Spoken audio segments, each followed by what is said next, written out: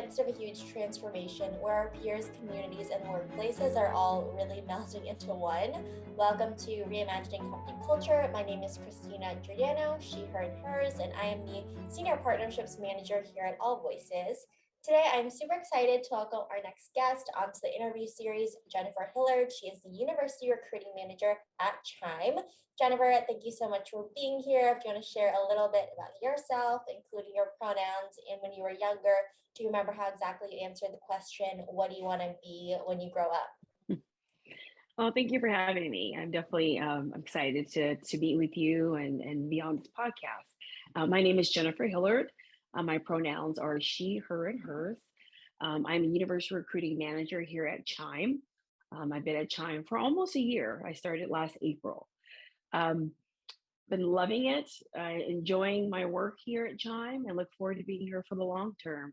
What did I want to be when I grew up?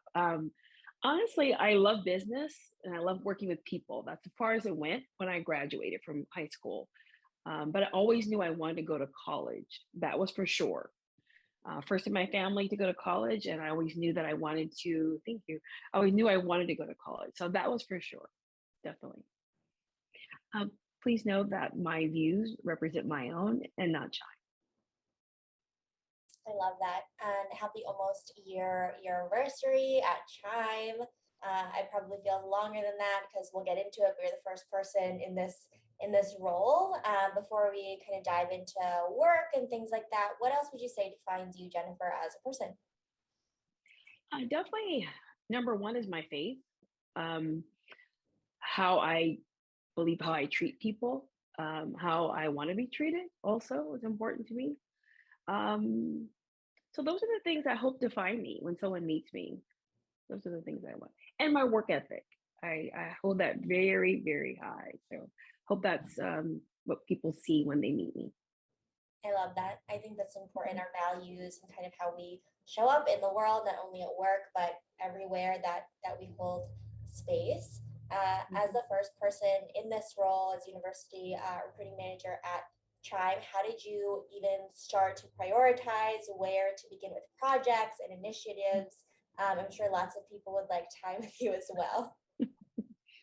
Well, it actually started before I even started, asking a lot of questions in the interview process. I was introduced to a lot of key stakeholders at Chime, which I was glad that my boss, my manager, allowed me to meet prior to even starting.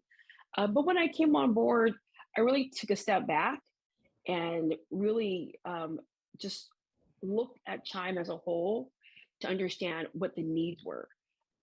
Everyone who wants university recruiting program doesn't always know what they need until you step into the role and you take a pulse. So I did take a pulse and took a step back and decided that how should we approach it?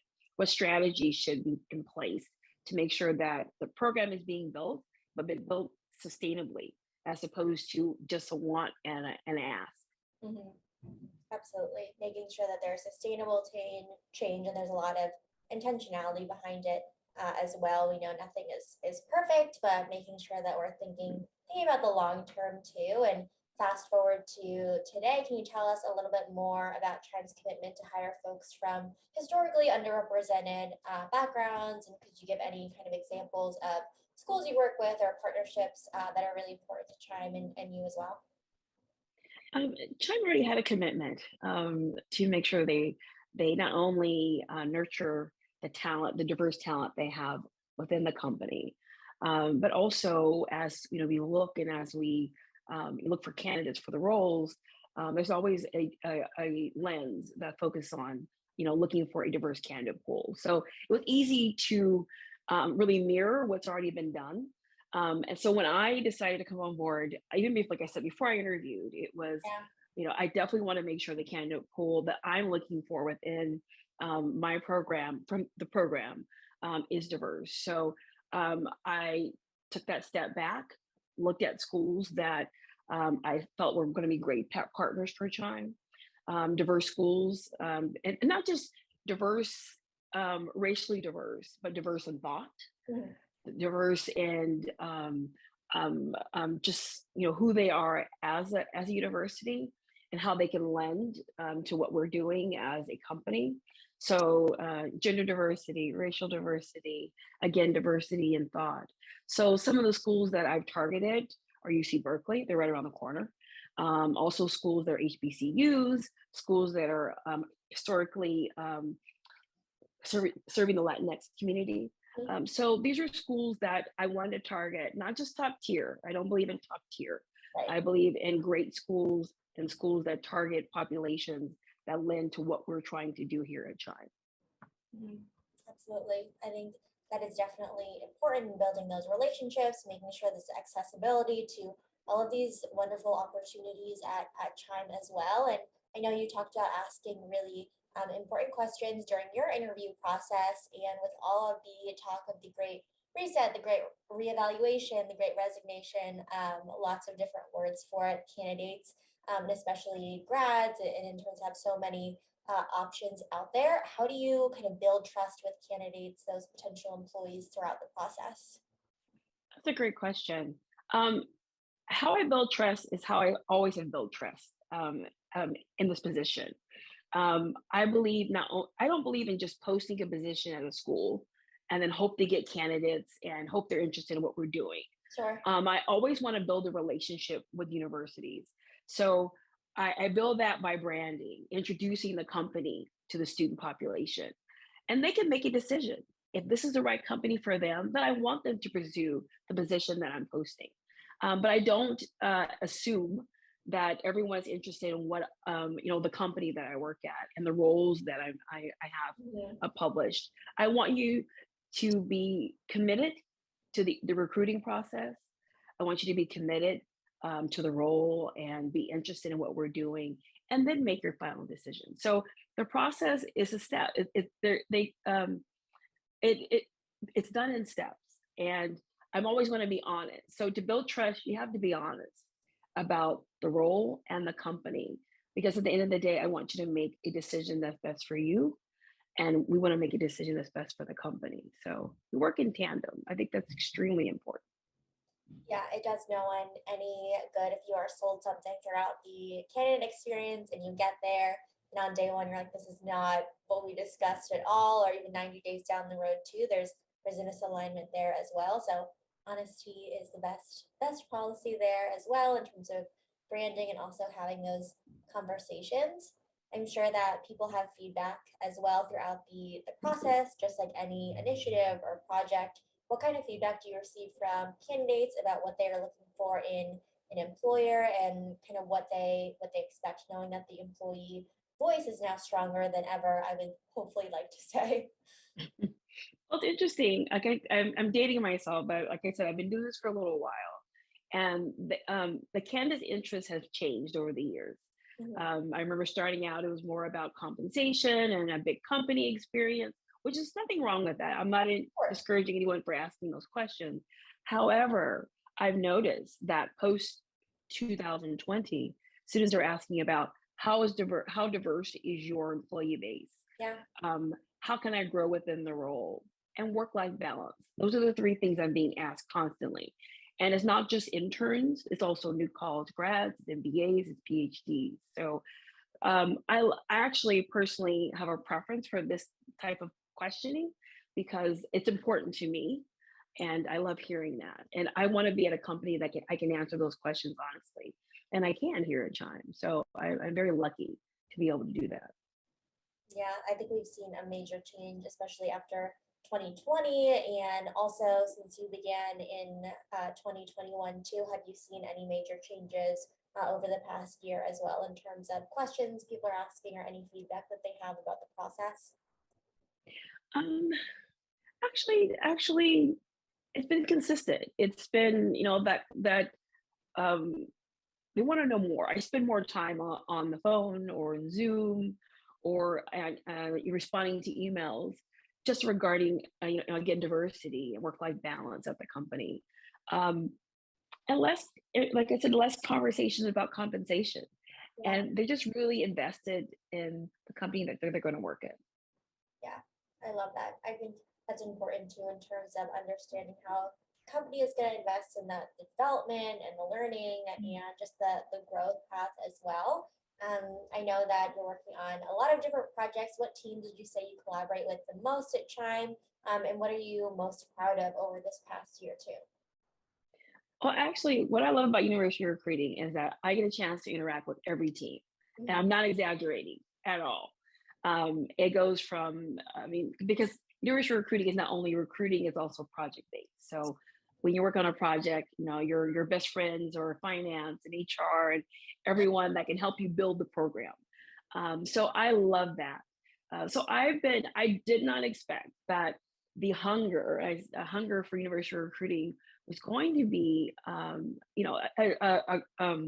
quite vast. Like organizations are asking for interns and new college grads.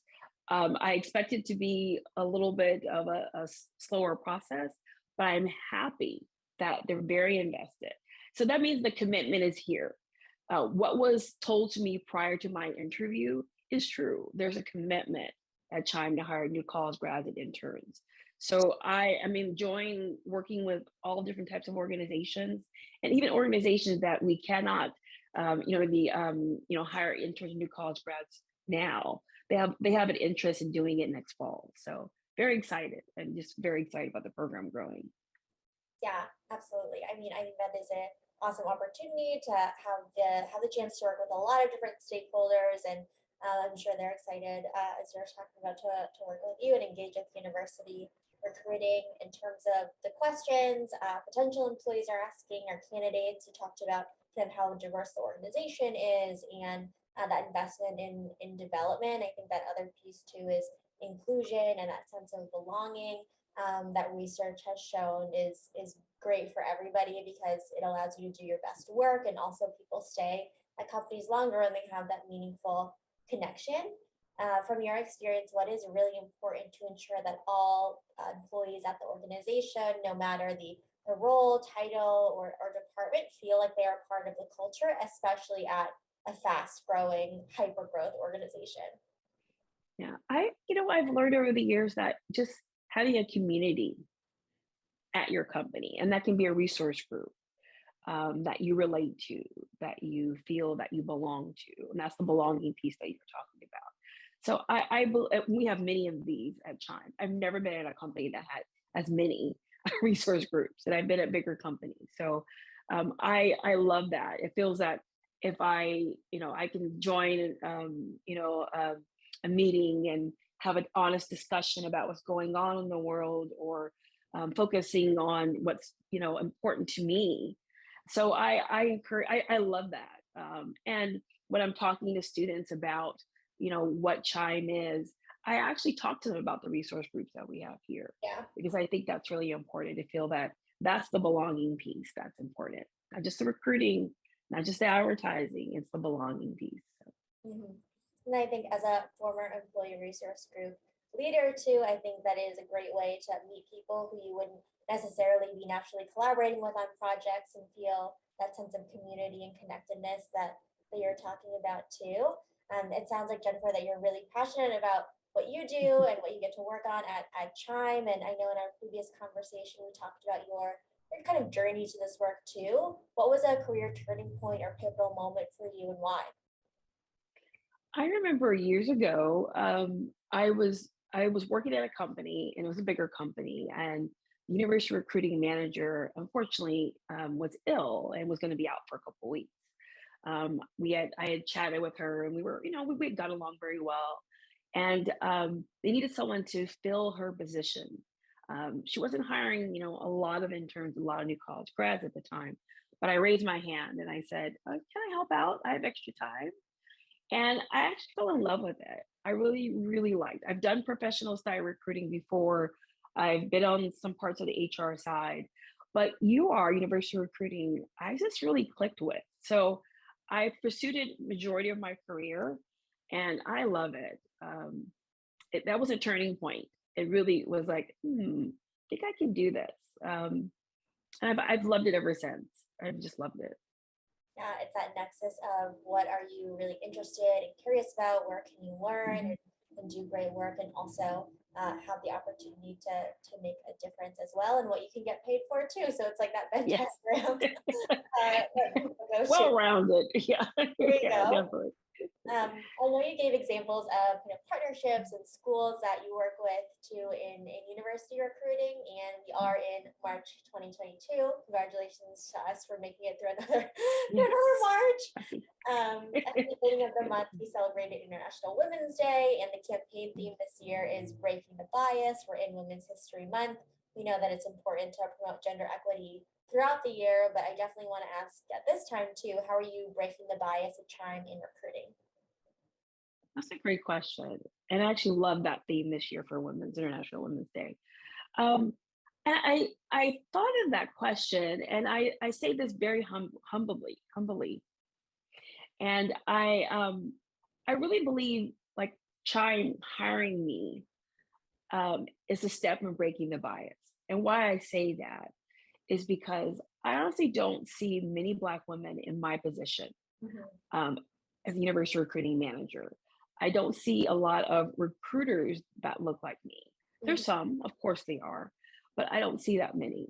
So hiring me and allowing me, and I say this, like I said, I allowing me to represent Chime and to have a mandate. And I say mandate in a sense that I can go out there and um, be the face of Chime, a diverse employee with a diverse background. I understand what it means to be, like I said earlier, the first in your family to graduate from college. Yeah. I know others have the same situation, same background, but I know my background. I know what it feels like to work through school, to pay for school. So I think coming into an environment and representing Chime as a diverse candidate, as a diverse employee, I want students to really see me and say, well, she was able to do that. Then if I have the same and similar background, maybe I can do that too. So that's very important to me. I'm very passionate about that. And maybe that keeps me in university recruiting just to make sure that, I can lend a hand in some way. That's a great answer because at the end of the day, too, when you are interacting with candidates and you're on a phone and Zoom calls with them, you're essentially the face of Chime for them as well, and that makes a huge difference too to who you're talking to. And we know that representation matters as well, and kind of that level and having the manager role too. So I think that is a great answer.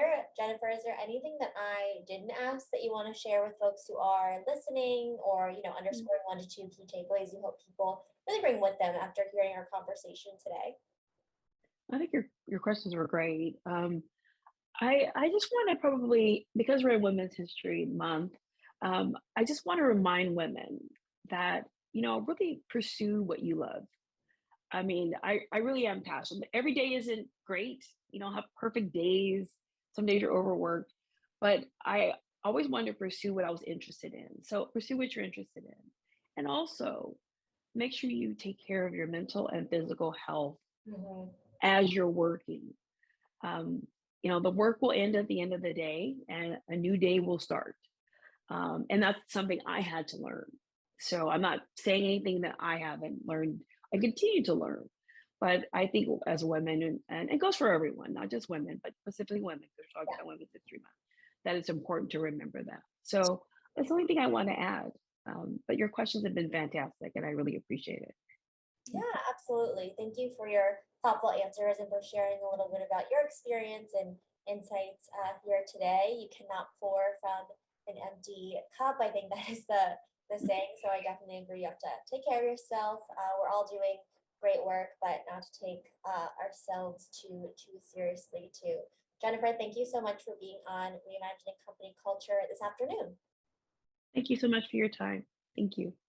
Absolutely. And as a reminder for folks who are listening, at AllVoices, we really believe in employee feedback management as a requirement for the organization to succeed overall. Have a great rest of your afternoon, everyone.